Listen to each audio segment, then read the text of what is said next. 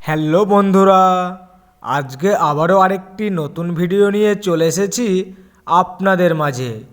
আজকে জানাবো এই দুই অভিনেতার মধ্যে কে সেরা এবং কার পারিশ্রমিক সবচেয়ে বেশি।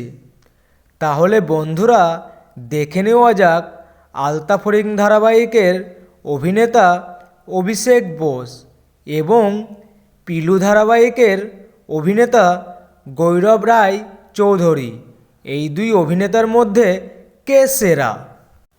নম্বর 1, আলতা ফড়িং ধারাবাহিকের অভিনেতা অভিষেক বোস ওরফে অর্জুন। অভিনেতা অভিষেক বোস আলতা ফড়িং ধারাবাহিকে প্রধান নায়কের ও অর্জুনের চরিত্রে অভিনয় করতেন।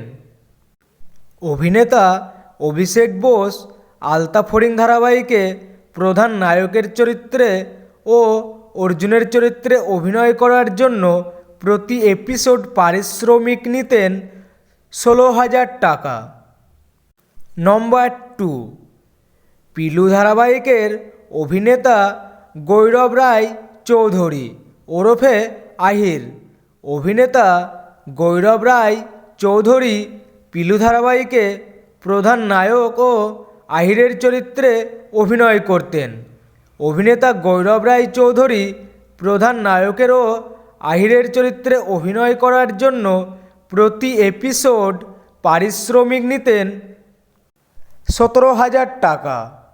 তো বন্ধুরা, আলতা ফড়িং ধারাবাহিকের অভিনেতা থেকে কিছুটা এগিয়ে পারিশ্রমিকের দিক থেকে অভিনেতা গৈরব চৌধুরী।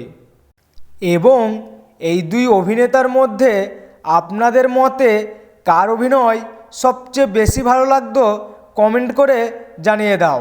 এবং বন্ধুরা, আপনাদের প্রিয় ধারাবাহিকের প্রিয় অভিনেতা ও অভিনেত্রীদের নতুন নতুন খবর জানতে হলে অবশ্যই চ্যানেলটি সাবস্ক্রাইব করুন।